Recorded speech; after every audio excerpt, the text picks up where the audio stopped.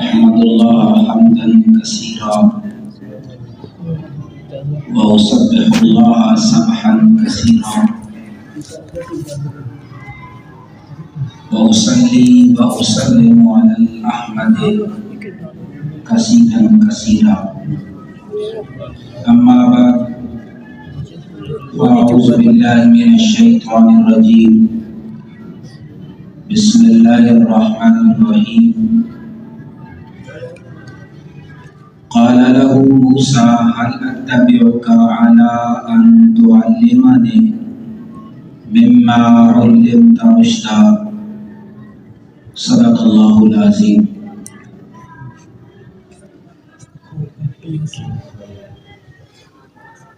معزز طالبان علوم نبوت،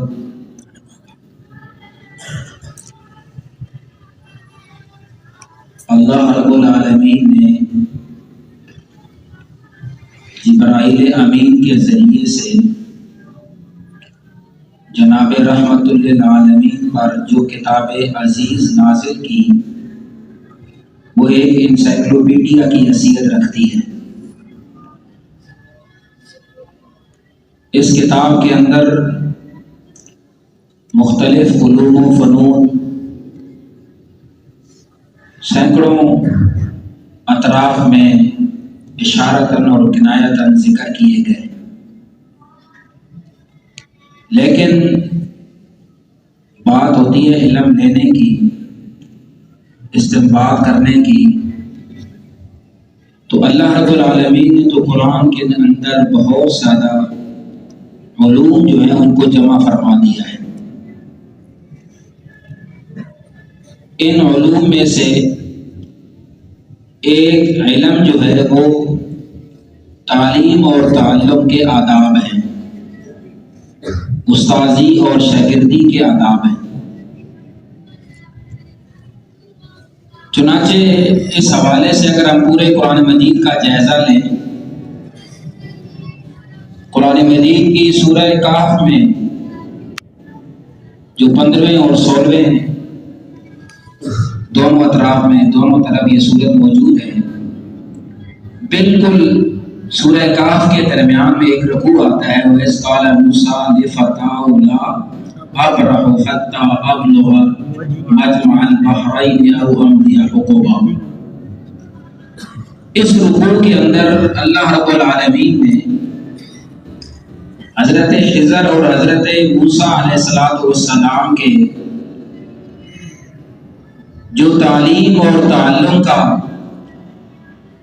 انداز تھا وہ انداز بیان کیا ہے، اور وہ انداز اللہ رب العالمین کو بڑا پیارا لگا، اور اس انداز کا، ان الفاظ کا ذکر اللہ تعالیٰ نے قرآن مجید کے اندر کر دیا۔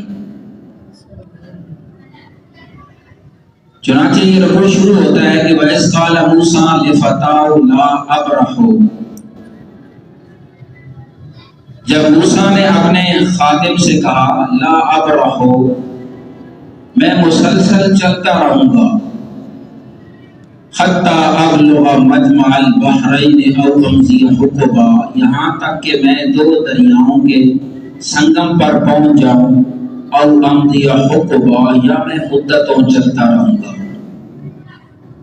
اس آیت کا ہم نکات کے لحاظ سے جائزہ لیتے ہیں۔ اس آیت سے ایک چیز ثابت ہوتی ہے، حضرت موسیٰ علیہ السلام کا عزم مسمع۔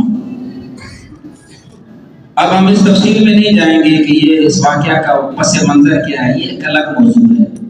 ہمارے موضوع سے جو چیزیں ٹچ کریں گی، جو موافقت اور مطابقت رکھیں گی، وہ چیزیں ہم بیان کریں گے۔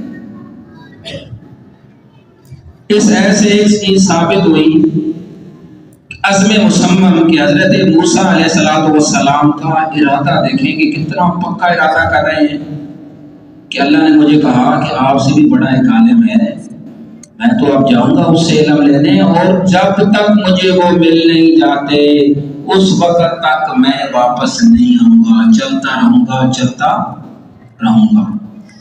یہ او امضی حقبا، حقبا اس کا اطلاق ہوتا ہے 70 سے 80 سال، قاموس والے نے لکھا ہے، لیکن اس سے بھی زیادہ بعض نے کہا ہے کہ ایک ایسی مدت کو کہتے ہیں جو ناتمام ہو، کہ میں چلتا رہوں گا جب تک مجھے اپنا مقصد نہ مل جائے۔ اس سے ہمیں یہ بات حاصل ہوئی کہ علم کے لیے حاصل کرنے کے لیے عزم مصمم اور جستجوی تام کا ہونا ضروری ہے۔ دوسری بات اس سے یہ نکلی کہ علم کے لیے سفر کرنا ایک پرانی روایت ہے۔ آپ پڑھیں، تاریخ پڑھیں، قرآن و حدیث کا مطالعہ کریں، بہت سے ایسے اللہ والے گزرے ہیں جنہوں نے علم حاصل کیا اسفار کر کے، سفر کر کے۔ ابھی تو ہمیں ایک مدرسے کے اندر سب حدیثیں بھی مل جاتی ہیں، سب چیزیں مل جاتی ہیں۔ پہلے وہ ایک حدیث لینے کے لیے کوئی مصر جاتا تھا، کوئی شام جاتا تھا، وہ کدھر جاتا تھا، ایک علم حاصل کرنے کے لیے الگ الگ۔ تو اب تو پکی پکائی روٹی یا منہ میں ڈالنی ہے۔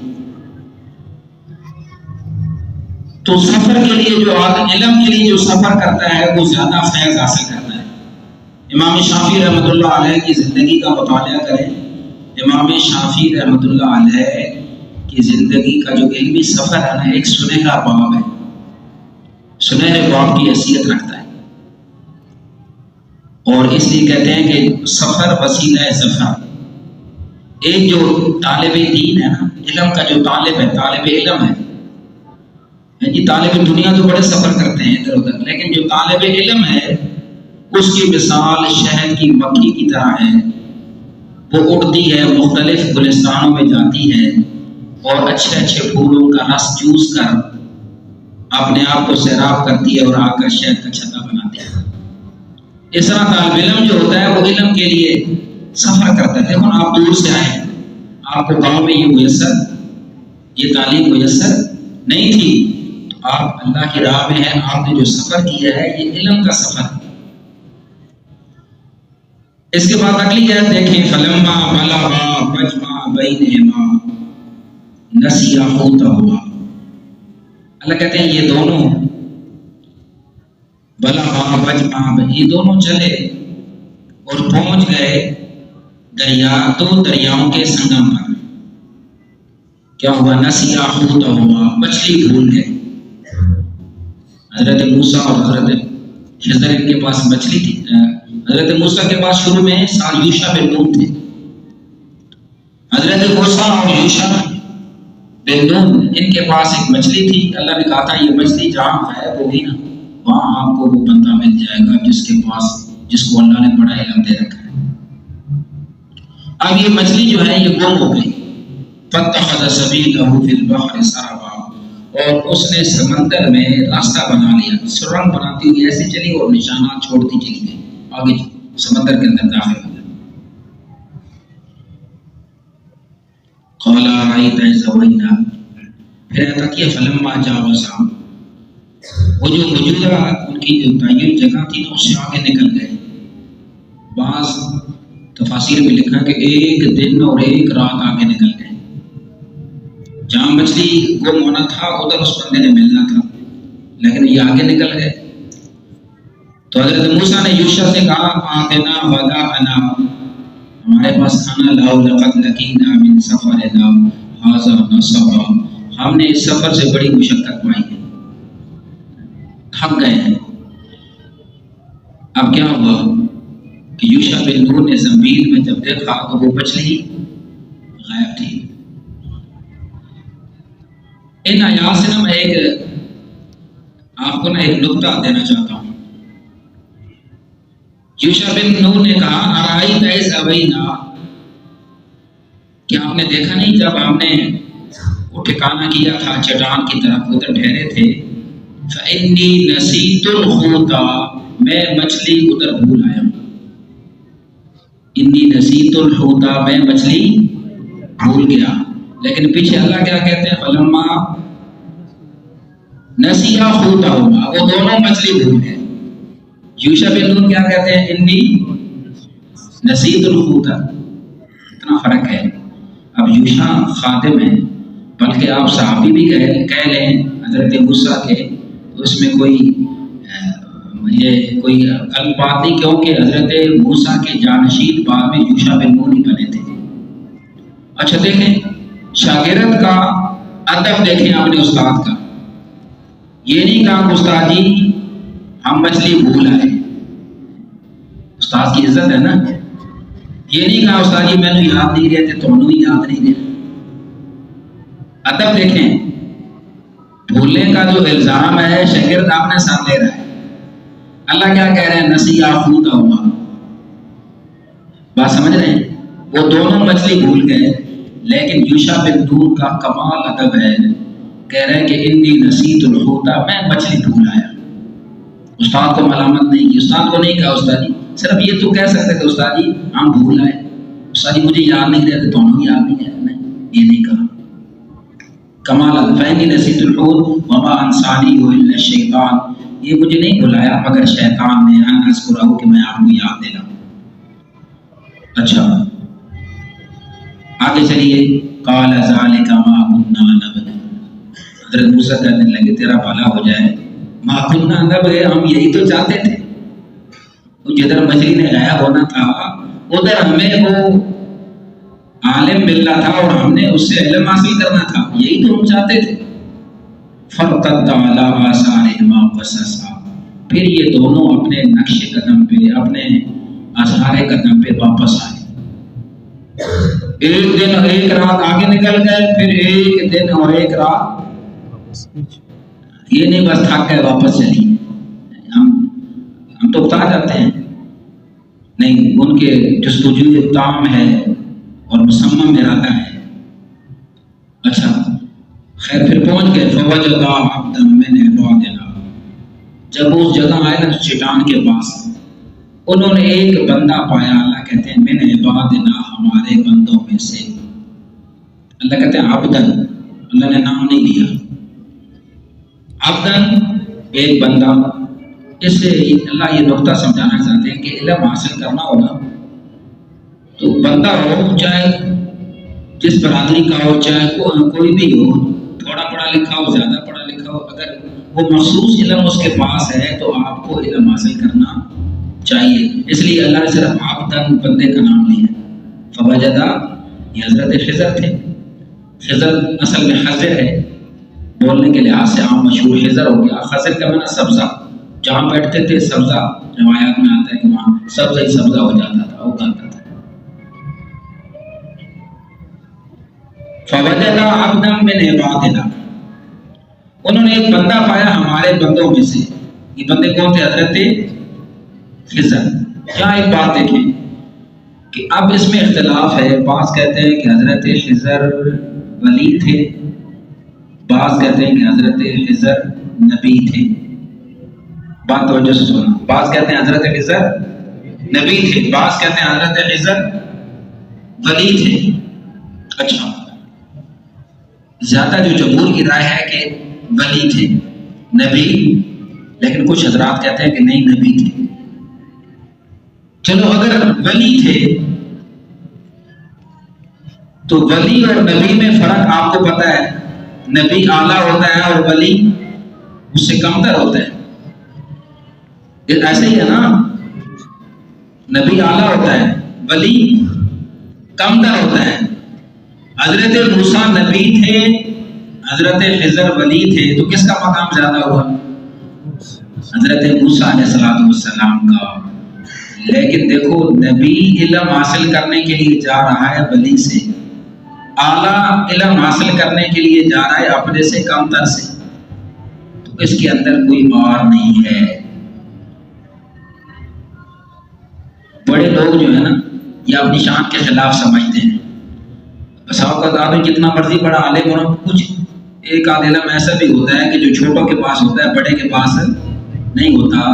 تو جو بڑا ہو جائے وہ چھوٹے کے پاس علم حاصل کرنے کے لیے جاتا نہیں ہے. وہ کثر شان سمجھتا ہے کہ لوگ کیا کہیں گے، دیکھو جی اپنے شگرد کو ٹور گیا پڑھنے واسطے، حالانکہ اس کے اندر کوئی آر نہیں ہے، علم حاصل کرنا ہے. اگر حضرت خضر علیہ السلام نبی تھے تو یہ آپ دیکھ لیں کہ نبی حضرت خضر بھی نبی اور حضرت موسیٰ بھی نبی. نبی دونوں طرف نبی اور نبیوں کا رتبہ آپس میں برابر ہوتا ہے. تو ہمارے ہاں یہ بھی سمجھا جاتا ہے اور یہ کسر شان سمجھی جاتی ہے کہ ایک آدمی دوسرے اپنے ہم منزل ہم رتبہ آدمی سے علم سیکھنے کے لیے جائے. تو بہرحال اس سے نبی علیہ الصلوۃ والسلام کی یہ حدیث واضح ہے کہ کلمۃ الحکمت ضالۃ المؤمن، کہ حکمت کی بات مومن کی گم شدہ میراث ہے. فحیث وجدہا احق بہا، جہاں سے کوئی بال ہے وہ اس کا زیادہ حقدار ہے، پہلے جا کر علم میراث کی جو بات ہے اس بات کو حاصل کریں. اچھا اب یہ بات ہوگی، انہوں نے کہا قال لہ موسیٰ، انہیں موسیٰ نے کہا حل اتبعک، حل اتبعک، کیا میں آپ کی پیروی کر سکتا ہوں؟ کتنا اچھا انداز ہے، یہ کمال ادب ہے، یہ کتنا ادب ہے. کیا میں آپ کے ساتھ چائے پی سکتا ہوں؟ یہ دیکھیں نا، آپ کھانے پینے کی بات ہے آپ کو جلدی سمجھ آتی ہے. کوئی لڑکے ناشتہ کر رہے ہیں، آپ کہیں کیا میں آپ کے ساتھ ناشتہ کر سکتا ہوں؟ کتنا اچھا ادب ہے. اور ایک یہ ہے کہ آپ اندر گھس جائیں،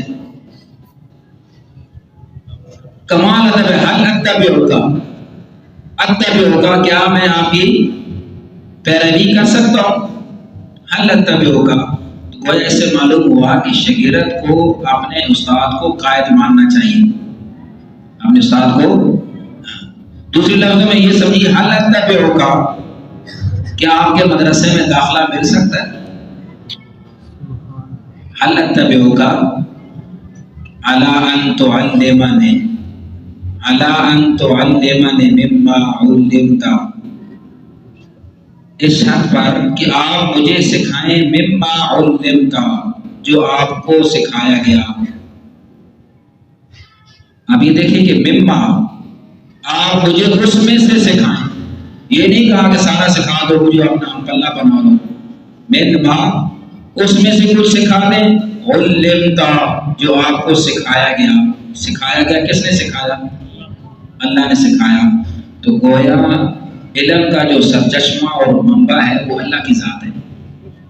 اس لیے کہا مما علمت رشدا، رشدا، رشدہ کا نا بھلائی کا علم، راہ راست کا علم. اب رشدہ سے بھی ایک نقطہ نکلتا ہے، اب اس پہ بات ختم کرتے ہیں، ہمارا ٹائم ختم ہو گیا. رشدہ کا نا راہ راست، یعنی حضرت موسیٰ نے اس علم کا تقاضا کیا جو علم راہ راست کا ہے. صرف علم نہیں، علم تو بڑے ہیں، لیکن راہ راست کا علم وہ ہوتا ہے جو صحیح اور غلط کے درمیان تمیز پیدا کرے، صحیح اور غلط کے درمیان فرق پیدا کرے. اس لیے ان باتوں سے حضرت موسیٰ علیہ الصلوۃ والسلام کا جو واقعہ ہے اور حضرت خضر کا جو واقعہ ہے، اس سے تعلیم اور تعلم کے آداب، استادی اور شاگردی کے آداب ہمیں معلوم ہوتے ہیں. اللہ تعالیٰ سے دعا ہے اللہ تعالیٰ ہمیں تعلیم اور تعلم کے حوالے سے جتنے بھی آداب ہیں انہیں مد نظر رکھنے کی توفیق عطا فرمائے. وآخر دعوانا الحمدللہ.